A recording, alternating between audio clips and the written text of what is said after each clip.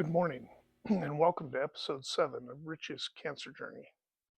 My hope is that by creating these videos, it'll be helpful for somebody that's going through their own cancer journey or has loved ones or friends that are going through a cancer journey and how they can help or relate to that person. Last episode, we went through some of my bucket list trips, even talking about one that I had to cancel to Mexico. In any event, that brought us to about April. I'm going to bring us up to speed here. So April of 26, I made a trip out to Pittsburgh to visit friends and family, as well as purchase a cemetery plot. One of the things that somebody in my situation needs to do. I'd always thought that I would be cremated. However, with Judy wanting to be buried in West Virginia, I decided to get a plot together. And so we got that, and I kept the humor up as we arranged the details. I thought even putting "I am fine" on the marker, because that's kind of what I'm known for, saying is, "Oh, I'm fine," and that's one of the things that led me to my current situation. So, guys out there, don't discount your symptoms. Anyway, we took care of business, and we had a nice family visit over a few days. One note, Judy flew in earlier than I did, and I flew solo later on. I'm no longer an early riser. The chemo really takes my energy. But I got up early and made it to the airport. We had a transfer in Denver that was across several of the concourses. So if you know the Denver airport, that can be quite a trek, and I really had to kind of talk my way through it. I was pretty tired doing that walk, and I didn't have a lot of time to spare, but I made it. It was a little difficult. Boy, walking those distances can be really draining on me. It made me realize my days of mobility are coming to an end, where I won't be able to do those things. In late April, I got a huge surprise visit. Dear friends Trina and Leslie flew in to visit. I had worked with Trina years ago and had not seen her in quite some time, probably 8 years or so. She reached out to Judy, and they'd kept the visit a secret and surprised me. And to say I was surprised is an understatement. It was quite the highlight to see Trina and catch up on old times. We were able to spend a couple of days and visit, and it was just really wonderful. I can't tell you how touched I was with that visit. It meant the world to me. In early May, we took part in Ford's Bronco Off-Rodeo. Ford sponsors an off-road driving school, and Judy was eligible because she bought a Bronco Sport. We overnighted in Moab and spent the next day driving various trails, and we had a great time and met new friends, and Judy learned some of the capabilities of her vehicle. It was a lot of fun, but again, I was pretty tired, but again, we made some great friends. In mid-May, I attended Ducks Unlimited fundraiser. This is a dinner and auction to raise funds to conserve wetlands. I bring it up because during the event, I had a leak in my ileostomy bag. A bit embarrassing. I had to get a ride home and get myself patched up. And the reason I bring that up is, although it was embarrassing, the friends that know you're going through things will reach out and help you. And it is nice to know that they're there to help you. And it's also the life I lead now. These things happen. It can be difficult, but you get through them. Well, my streak of staying out of the hospital came to an end. On Thursday, May 21st, I felt quite tired. I was a bit out of breath. And I remember talking to a coworker and sitting down at their desk, and instead of standing, I was that tired. I didn't think too much of it, The next day I got up and went into work. And just the short walk, as I walked into work, I was completely out of breath. I mean, just like I'd run, a mile or something. I sat down at my desk and rested for a moment, got my got my breath together, and then I went out to talk to my boss. And within a few sentences, I was getting out of breath again. He asked if I needed to go to the hospital, and I said, "Give me a moment." Went back to my desk, sat down, tried to gather myself. I called Judy, and she asked me to call oncology. So I called oncology, and they told me to get to the ER right away. So we were loading up in my boss's truck and driving over to the hospital, which is only a couple of minutes away. And I get a call back from oncology because they kind of tend to know the type of guy I am. And they asked, "How am I?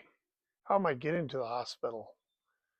And I thought for just a brief moment of telling them, "Well, I'm walking." Um, but no, I ended up telling them the truth that I was uh, I was getting a ride and would be there in a couple of minutes. And so they said they'd keep an eye on the admission. Well, I got into the ER and I ended up having what they call a pulmonary embolism. It's a fancy term for blood clots in both lungs in my case. These clots had traveled from my left leg and had kind of filled up a couple lobes in my lungs. It was very, very serious and could have killed me. I spent 3 days in the hospital. I got some blood thinners through the IV and got to feeling better and got off oxygen.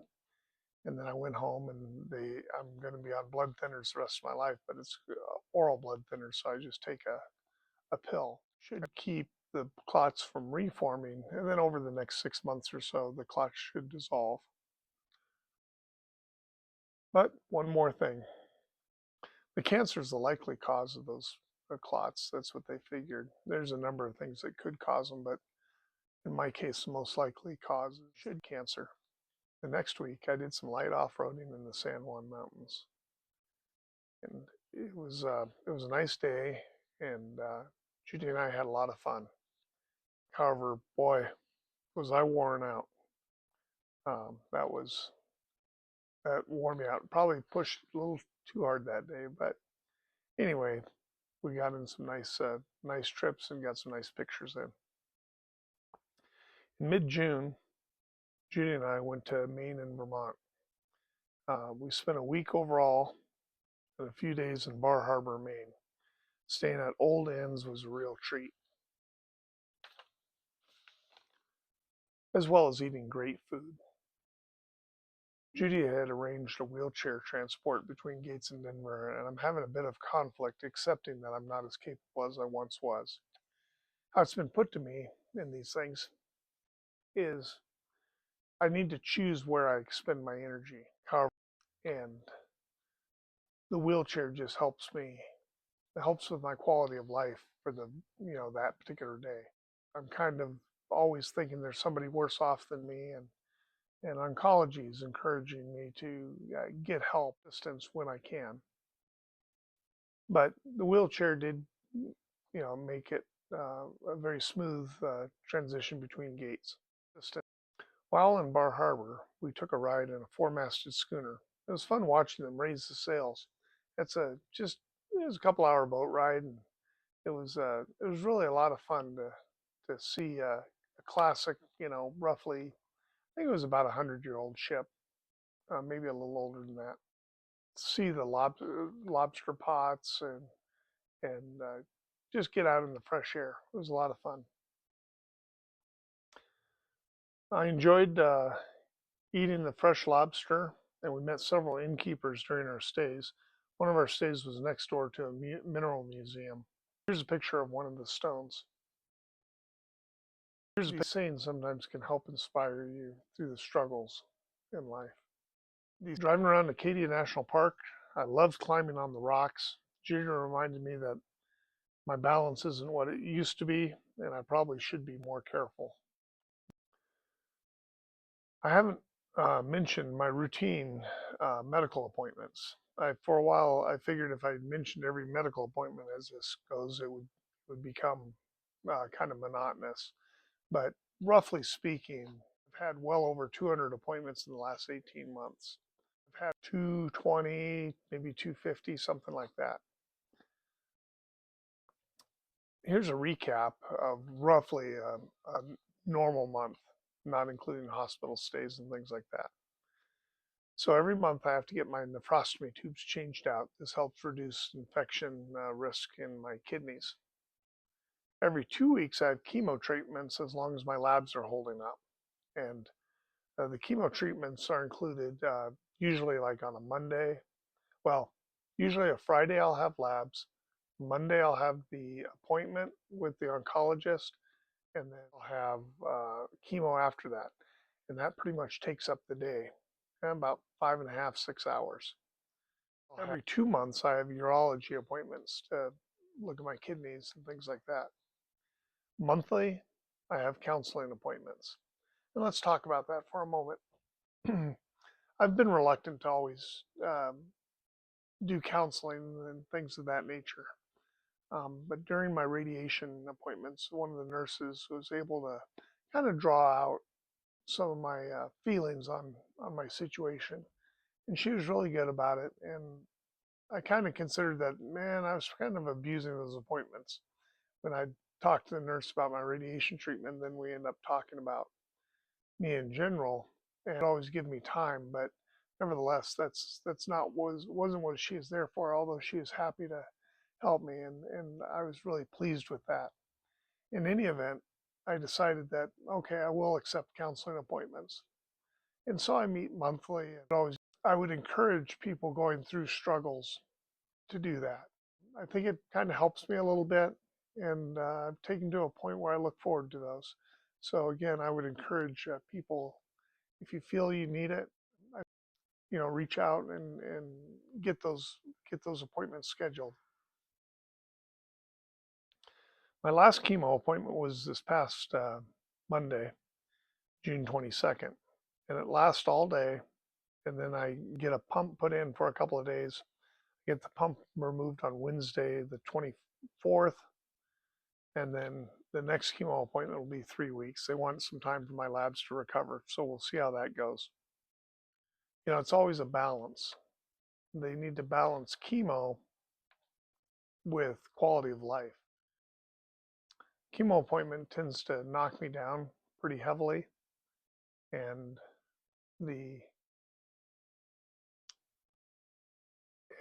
so it takes me a while to recover, and it seems like sometimes about the time I'm starting to feel good again, it's time for another chemo appointment. So the added week should help on that, and then we'll just watch how things go. It's always a balance on there. Well, this brings us up to current. I want everybody to know I appreciate each and every one of you and look forward to doing more of these videos. Now that I'm caught up to current, I want to mix up the format a bit. I've thought about maybe interviewing some people, maybe some other cancer people, maybe people that have struggles other than cancer, but are substantial struggles. Let me know in the comments what you think about that idea.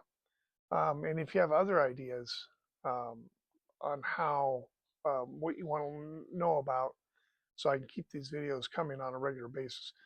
Otherwise, in terms of overall updates like these, I'll probably do them monthly.